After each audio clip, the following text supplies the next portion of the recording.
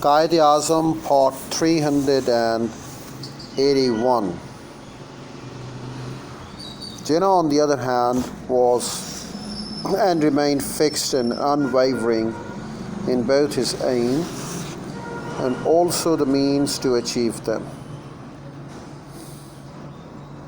He worked for the freedom from British rule, but simultaneously he sought a special status, special rights for the Muslims, working ceaselessly for both these aims. He recognized that an attainment of the freedom from the British was unlikely unless Hindus and Muslims united.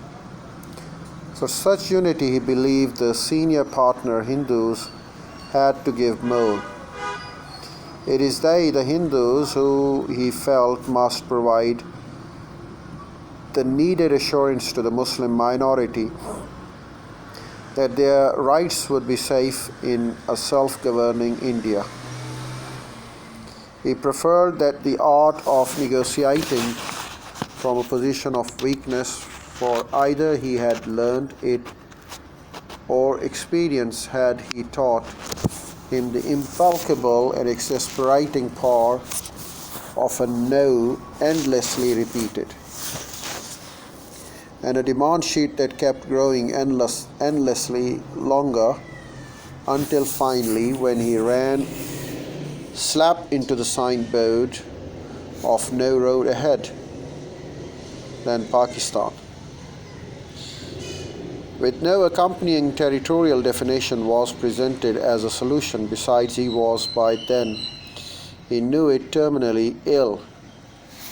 He had to hurry, for time now was not on his side. The time was not on his side. The British too were in a hurry. They wanted to go, they wanted out, for they too were then by utterly weary of the ravages of the Second World War, of the many discomforts that afflicted a post-Second World War life in Britain.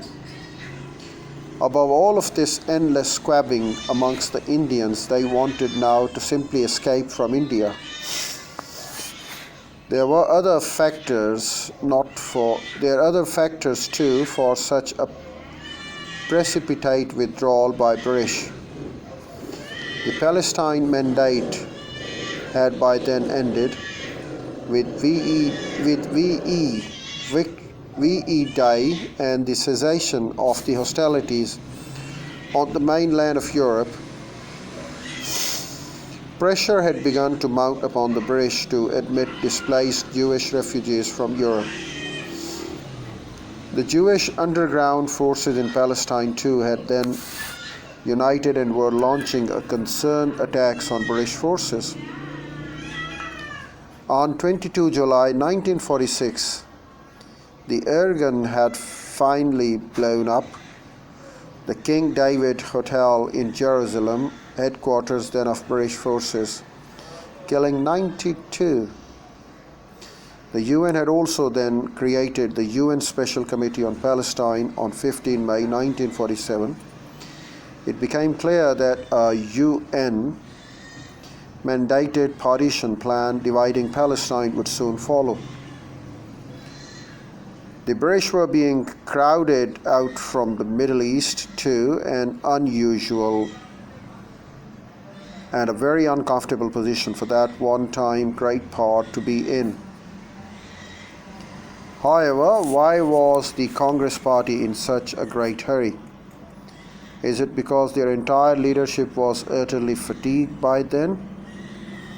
In the interim government of the Congress had tasted power, and it began to be sensed that they were now too transparently willing to be shed power. But most sadly, that was so, even if in consequence this meant a partition of India. Nehru admitted as much to Mosley, but that rather sad convention was very many years later.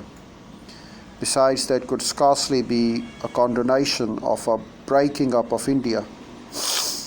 The Congress also always overestimated its strength its influence and its leaders were extremely reluctant to accept Jinnah as the leader of not just Muslim League but eventually of the most Muslims in India.